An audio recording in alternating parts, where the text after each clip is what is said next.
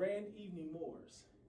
Welcome to another intermediate session of AMPACT, Allodium Moorish Paradium Ante Colorado, a state provincial government within the Moroccan Empire. One of the subject matters we're going to be talking about today, which has been up for debate, is when the Moors fell out of power. Well, the original date is when they say the Moors fell out of power was in 1492. One of the treaties I'm going to be actually talking about today is the Treaty of Granada, 1491, Treaty of Granada from November 25th, 1491. Yes, the Moors lost the battle, but they did not lose the war. And if you go back to my previous videos, when I went over the George Washington letter of 1789 and 81, that was still telling you that the Moors were still in power. So today, we're going to go over the Treaty of Granada, and I want you to get into a conscious state of mind and say, well, did the Moors actually really lose? Because this is more of a treaty of friendship, a treaty of peace. And you'll see throughout the read that the Moors wasn't taken completely out of power. They just had to go into a friendship treaty with Spain.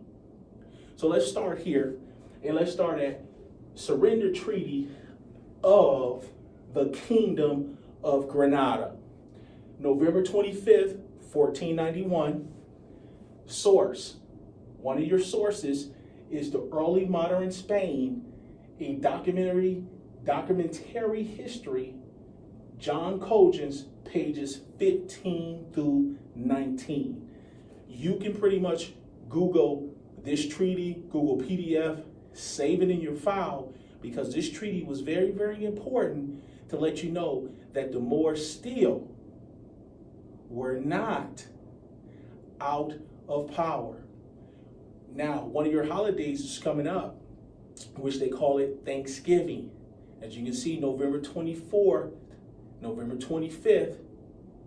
So now, once again, when you look at some of these holidays, this Thanksgiving is one of the holidays that they're actually making fun of the Moors when we lost this battle in Granada, Spain. So let's get started with the read. First, that the Moorish, king and the military chiefs, jurists and judges, religious advisors, governors, and learned men, and all of the commanders of men of substance, and all of the commoners of the city of Granada, including the Alpecin and its surrounding areas, shall, with love, peace, and goodwill, 5 principles: love, peace, truth, freedom, and justice, within the next 40 days, turn over to this highness or to this agent the fortress of Alhambra and the Alhizan with all their towers and gates, and all the other fortresses, towers and gates of the city of Granada and of the Alpecin and the surrounding areas extending out into the countryside, so that they may occupy them in this name with this people at there. Now, let's continue to read. At the end of the 40 days, all the Moors shall surrender to their highness freely and without coercion. So even after they lost the war, they still had 40 days to surrender. Now, why? Because we were living over in Spain. We had Spain in servitude for over 800 plus years. So it wasn't like they can actually kick us completely out of Granada, Spain. Why? Because we had married into the bloodline. We had wives. We were teaching them religious, as far as like the Christianity religion. We were doing all these things. And also we were teaching them on how to fight. So they didn't want to completely just remove us, because they were still dependent upon us. And they shall do what good and loyal vassals are obligated to do for their kings and natural lords. And to assure secure conditions, doing this surrender, one day ahead of surrendering the fortresses, they shall offer as hostages the minister, Yusuf Abin Gaznixa, and 500 persons, children and siblings of the leading citizens of the city and of the Alberson and its surrounding areas. So we were still living in the territory. We were still there. Even though we lost the battle, we were still in Granada.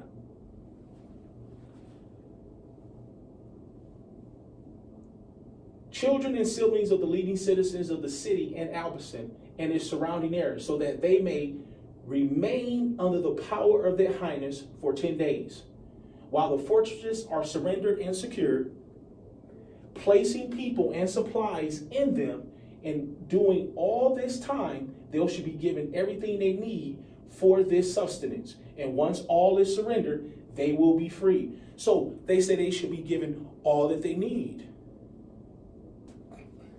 Once the fortresses are surrendered, their highness and the prince, Don Juan, their son, shall for themselves and for the monarchs who succeed thee receive as their vassals and natural subjects the king and the military governors, judges, jurists, and religious, advisors, learned men, governors, commanders, and esquires. So this is politics. And all the greater and lesser common people, including men and women, inhabitants of Granada and Alberson and its surrounding areas and its fortresses, villages, and other places, and also the Albajaras region, and of the other places that shall fall under this accord and treaty in any way. Let's stop there. Once again, we're talking about a treaty. What are treaties? Treaties are the supreme law of the land. Treaties is what we must abide by, because it's a contract to make sure that we maintain friendship, to make sure that we maintain peace. Even though we had to go and do the war and fight the war, there still shall be peace after the war.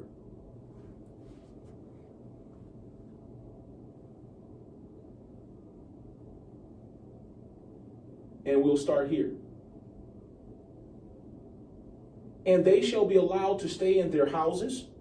So right off the bat, they said they should be allowed to stay in their domiciles, estates, and inherited properties at the time and forever. And they will not allow any harm or damage to be done to them without intervening. Nor shall there be goods or their estates be taken away from thee, nor even any part of them, but rather than they will be revered, honored, and respected by their subjects and vassals as part of all of those who live under the government and rule. On the day when King Abi shall surrender the fortresses and towers, their highness shall order that his son shall be returned to him, along with all the hostages, and their wives and children, with the exception of those who have converted to Christianity. Their highness and their successors forever shall let King Abi and his military chiefs, judges, religious advisors, governors, commanders, and other men of substance, and all of the greater and lesser commoners live under their own law. Live under their own law. And they shall not allow anyone to take away their mocks or minarets or muezzins, nor shall they take away the endowed properties of their mocks and rents they receive, nor shall they interfere with their ways and customs. This is what treaties is about. This is called respect. This is called, hey, even though we won the war, we're still going to have respect. We still can be friends. We still have a contract with each other. This is on how we have lost our way. Where's the friendships? Where's the respect? Where's the handshakes? Where are the contracts? Where are the people that are abiding by the treaties? Because the treaty is the supreme law of the land. The Moors shall be judged under their own laws in courts by Islamic law. They are accustomed to observing under the authority of their judges.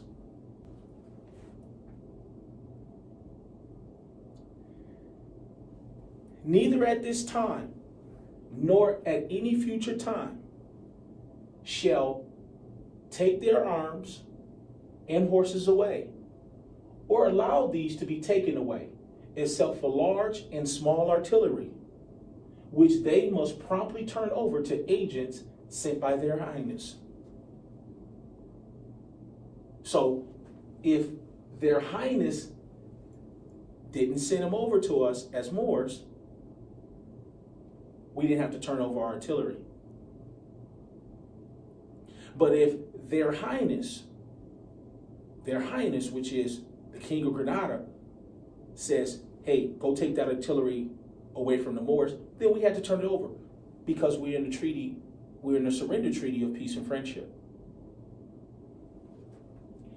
All of the Moors, great and small, men and women, from Granada and its lands as well as from Alpajures and all its places, who shall want to go live in the Berber lands or any other place they wish, may sell their estates, furniture, and goods in any way they wish, and to whomever they wish, and neither their highness nor their successors shall ever take away or permit to take away these things from those who purchased them.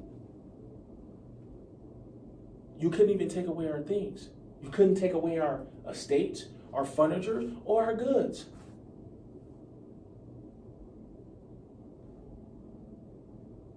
Their highnesses shall give free and safe passage to those Moors who may wish to go to the Berber lands of other places, along with their families.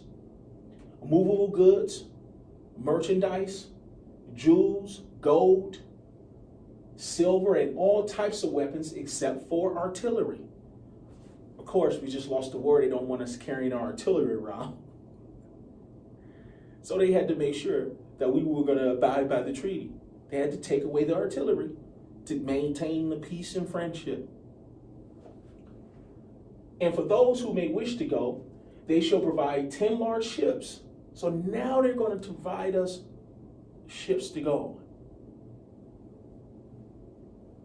that will take them from where they want to go for 70 days, leaving them free and safe in the ports of the Berber lands where Christian merchant ships are accustomed to going to trade, because the Moors were always trading with other countries, with other nations. Moreover, all of those who shall wish to go within 3 years may do so. So we had a total of 3 years to leave Granada, 36 months.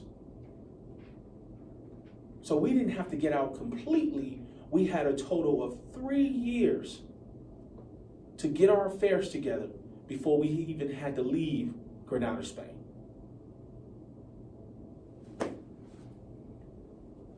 And their highness shall send ships wherever they ask to go, giving them safe passage as long as they are requested 50 days in advance. So yes, they're going to give us passage, they're going to give us ships. We just needed to request it 50 days in advance so they can prepare. These are two nations that are working together. These are two nations that understand the true law of the land, which is the treaties.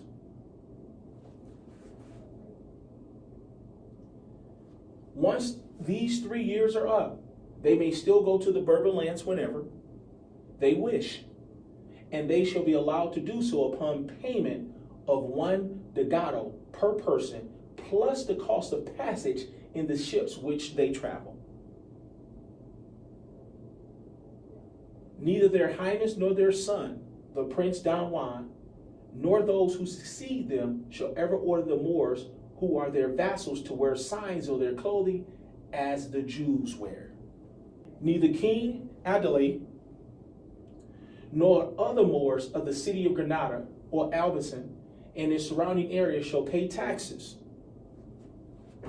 We don't even have to pay taxes that are levied on houses and possessions for the next 3 years. And they shall only pay the harvest tax of 1/10 in August and autumn, and the 1/10 on the cattle they had, as the Christians are accustomed to paying. At the time of the surrender of the cities and its areas, the Moors are obliged to turn over to their highness all of the Christian captives, male and female, so that they may be freed without any kind of ransom being asked for. Bottom line was, Moors, for our slaves, our Christian slaves that you have, just turn them back over to us. Because we won. That's a part of a friendship, a treaty, a peace and friendship. We have to get back to the peace and friendship. So if we're going to stay in this peace and friendship with you Moors, can you please give us our Christian slaves, please?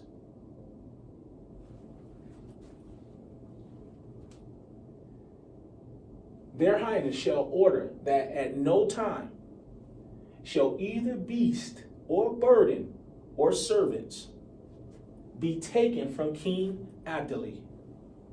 The military governors, judges, and others for any reason without their approval and without their being compensated fairly. Once again, key word, fairly. Not 90-10, not 80-20, fairly means 50-50. They shall not allow any Christians to enter in the mosques of the moon where they pray without the consent of their officials, and anyone who enters otherwise shall be punished for it. Their highness shall not permit Jews to have any power or authority over Moors, nor shall they be allowed to collect any kind of rent from them. Nobody has power over a Moor. No one should be collecting rent from Moors. King Abdallah and his military chiefs, judges, jurists, religious advisors again, governors, learned men, commanders and squires, and all the common people of the city of Granada and of the Albasan and its surrounding areas of Alpegir's region and other places shall be received and treated well by their highnesses and their ministers, and their views shall be heard and their custom and rights guaranteed. And all the officials shall be allowed to charge their rents and enjoy the privileges and liberty to which they are accustomed. And it is just that these things be maintained.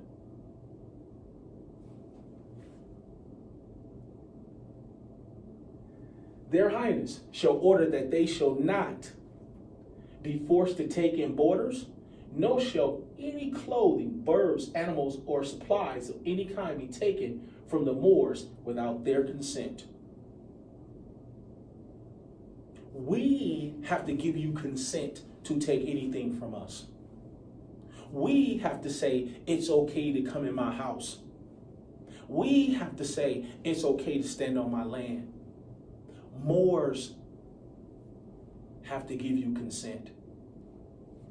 Legal disputes that arise among Moors shall be judged by this Islamic law, and their judges and jurists, as is their custom.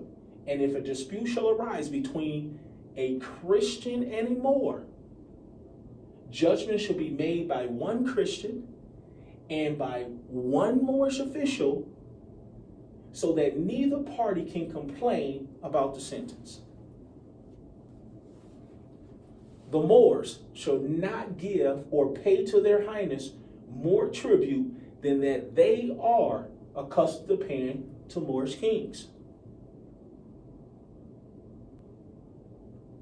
It shall not be allowed for any person to mistreat, by deed or by word, any Christian man or woman who, previous to this treaty, has converted to Islam. And if a Moor has a wife who is a renegade, which means a Christian who converted to Islam, that person shall not be forced to become Christian against her will. And she will be interviewed in the presence of Christians and Moors, and her will shall be followed. The same will be done with the boys and girls born to a Christian woman and Moorish man. Once again, the woman has power. The woman is the bearer of the land. The woman births man and woman. The woman is in front. She's making a decision on what she wants to be. And those children that she birthed shall follow her path. No more shall be forced to become Christian against his will. And if a woman is in love, either married or widow, shall wish to become a Christian, she shall not be allowed to convert until she is in. Neither their highness nor their successors shall ever ask King Abdali or those from Granada and his lands, nor others who enter in this agreement, to give back horses, property, cattle, gold, silver, jewels, nor any other thing that was won in any way during the war and rebellion, either from Christians or from Moors, who are not at Mudajaris, Muslims who lived under Christian rule. If any Moor has injured or killed a Christian man or woman who was his captive, he will not be held accountable for it.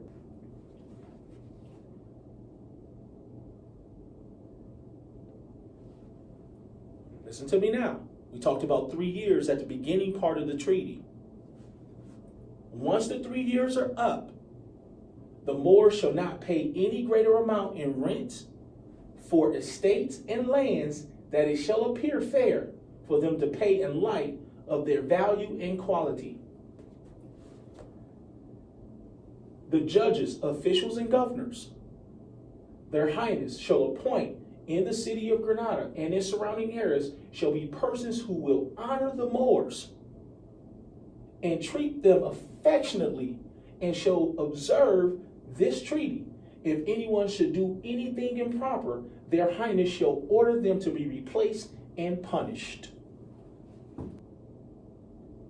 Their highness and their successors shall not ask or inquire of King Abdali or any other person covered by this agreement about anything they have done, no matter what it is, previous to the day of the surrender of this city and its fortresses. No military governor, squire, or servant of King Il, Al, Ali, Bey, Day, King Il, Sagal shall have any position or authority at any time over the kings of Granada. The Moors shall not be compelled or forced into any kind of military service against their will.